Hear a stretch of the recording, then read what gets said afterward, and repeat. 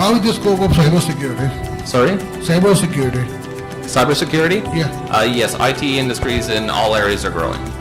So whether it's security, software development, the entire IT industry continues to grow all the time there. And of course, we see a lot of eligible people translating over from India. So.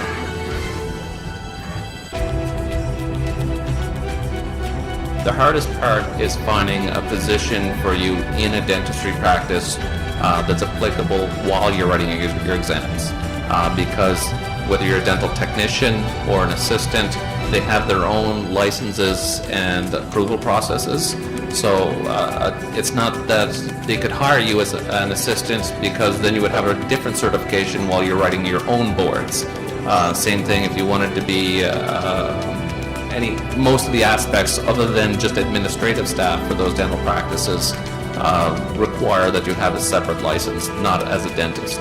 So your degree, which got you into practicing, transcribes, but it's a different degree than what you would need for those other types of positions.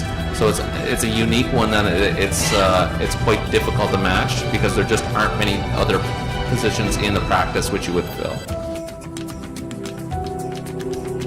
I wanted to know what is the scope of a filmmaker in Canada?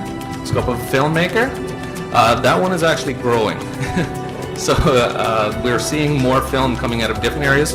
It used to be primarily on the West Coast in Ontario, but we're seeing more small film companies popping up everywhere. So I know in Halifax it's growing, and even in New Brunswick and Prince Edward Island we've seen firms.